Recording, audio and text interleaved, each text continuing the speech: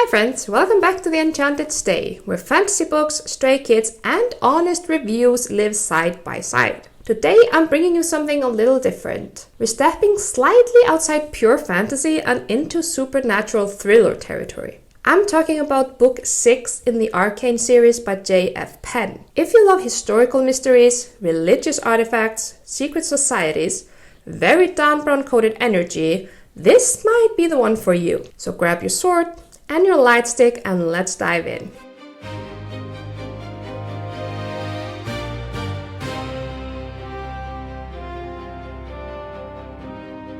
This installment follows Arcane agents Dr. Morgan Sierra and Jake Timber as they confront a dangerous plot involving, you guessed it, the literal gates of hell. As they race against time, they uncover secrets that could unleash something truly catastrophic on the world. Their investigation takes them across multiple locations, digging into ancient myths, religious symbolism, and dark rituals, all while facing off against malevolent forces working behind the scenes. It's worth noting this is the 6th book in the series, and there are 2 novellas between book 3, Ark of Blood, and this one. So you're very much stepping into an established world and ongoing character arcs. But overall, it's a fast-paced supernatural thriller that blends modern action with historical and religious mystery. Let's talk about the main players. Morgan Sierra is such an interesting protagonist. She's an Oxford psychologist specializing in religion. She's an arcane agent and a former military officer. She carries a lot of trauma and loss, and that emotional depth adds weight to her decisions and motivations. In this book especially, I loved learning more about her family and her past. It added layers to her character that made her feel even more grounded. Jake Timber, her partner, is back, and I was very happy about that. He's a former South African military officer who's also experienced devastating loss. Jake brings competence, steadiness, and honestly some much needed wit. His dynamic with Morgan continues to evolve, and their relationship is one of the highlights of the series. Then we have Adam Cateman,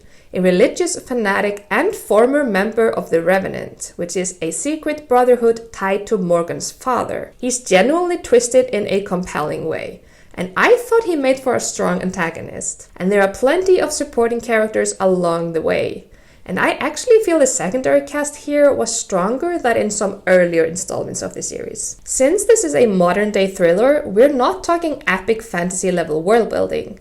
But that doesn't mean the setting feels flat. J.F. Penn excels at making locations feel vivid and immersive. The descriptions are detailed without being overwhelming, and she integrates historical and cultural context in the narrative really well. You get a strong sense of place, and the historical details make the story feel grounded and believable, even when things start leaning supernatural. If you enjoy learning while you read, this series definitely delivers that. Tropes and Archetypes.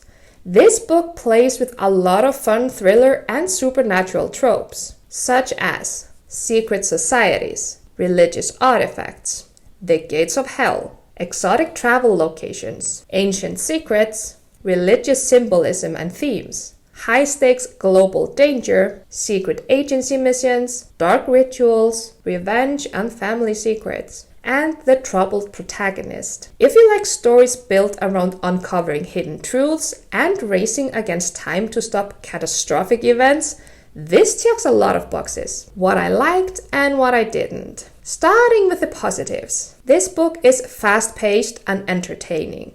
I devoured it in less than a day, which is always a good sign. The plot keeps moving and there's enough tension to keep you turning the pages. I really enjoyed diving deeper into Morgan's backstory and family connections. That emotional expansion was meaningful. Jake's return and the continued development of their relationship was another highlight. His personality adds balance and levity. And as someone who enjoys Dan Brown's style of storytelling, I loved finding an indie author delivering a similar blend of history, religion, and suspense. Now, for the minor downsides. The heavy inclusions of historical facts and information can occasionally slow the pacing. Personally, I enjoy those sections, but I can see how they might feel dense if you're reading purely for action and momentum. Also, because this is a part of a long-running series, newer readers might feel slightly disconnected jumping in here without context. Overall, I gave this book 4 out of 5 stars.